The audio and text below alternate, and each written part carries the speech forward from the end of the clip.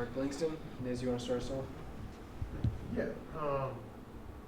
Sorry, one of my questions here. When you kind of look at reestablishing chemistry with like a new puncher, what kind of goes into that process? How difficult is that? And like, how do you kind of get the nuances of a new guy? Well, the objective of spring was to kind of get us all thinking alike and all like knowing where our problems are and knowing where to step, knowing where to line up. And I think for this spring, I think we did a good job on that. So we can keep building off that in the summer. All right, we'll go to Pete and then Daniel. I'm curious, how punishing is your position? I mean, you got to get that snap down, and then, I don't know, do you crush how punishing is the position? Punishing? What do you mean punishing? Well, how much punishment do you take? Are you able to deliver the blow as well as receive the blow? Yeah, I try to be the one to deliver the blow, but for most of the time, it's kind of inevitable to get caught up like a pinball going through coverage, but just to keep moving forward. Daniel, then Zach. The origin of becoming a long snapper, how did it happen? Well, in high school, I was heavy defense. I played a little bit in high school, and then I just went off to the side and started snapping through a field goal post, and I eventually got really good at it and had an opportunity to play at Kennesaw State and just took off from there. I had a really good guy ahead of me who took me under his wing and really taught me everything, along with another guy that used to snap for the Falcons, is with the Chargers now, kind of molded me into what I am. I would imagine in high school there's probably not a coach who's specifically, helping you in that realm. How did you learn early on? YouTube, really. Just trying to mimic, watch and repeat and do what I just keep practicing and practicing. That's all it is reps on reps on reps. Yeah. Zach, then Niz. What's the most difficult part about long snapping? The most difficult part?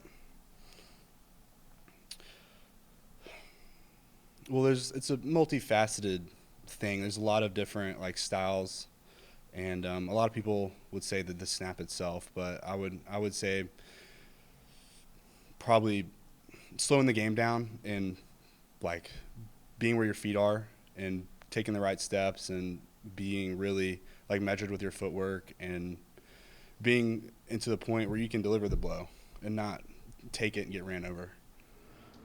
Niz, and back to Pete. What impresses you about Nicholas Radicic? Radicic, he's doing a great job. He's talented, really talented. Like I said, we were trying to get us all to think alike, and that goes beyond just going out there and doing drill work. It's like, why are we doing this drill?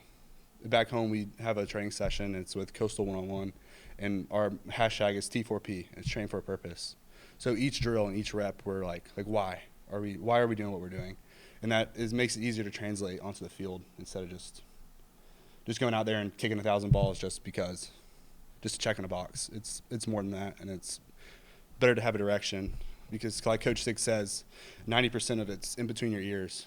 So just having that approach that he has is something that's intangible and uncoachable, and that's really impressive to me. Pete, then Zach. I'm curious, how many reps do you do in practice? How much do you do that, and then how much pride do you take in your role in special teams? Well, I'm a leader in the room, so immense pride. And as far as how many reps I do, I'm kind of like a data nerd. So I'll record all of my reps for since 2022 when I tore my ACL. I would 50 was my number, and I ran a regression on Excel, and I did my p-value for how many reps I took, and the amount of reps was the least impactful coefficient. So like I said, having that approach per each rep is what I'm focused on. When I trained in San Diego with Thomas Fletcher, he would snap a ball, then go take his helmet off and walk around, and then run back on the field, put his helmet on, and snap a couple more balls. But I try to stay around 50 so I can snap every day and come back fresh every day. Zach, then Daniel. With the new look kind of special teams room with the transfers coming in, what goes into establishing that off-field connection with them? Well, thinking and so much of it is the margin of who's better is just so small. So everybody can snap, everybody can punt, everybody can kick, like pretty much relatively the same. Like, what are you doing, like outside that can give you an edge to keep, like, to stay ahead and to give us an advantage, because we're playing against some really good football teams in the fall.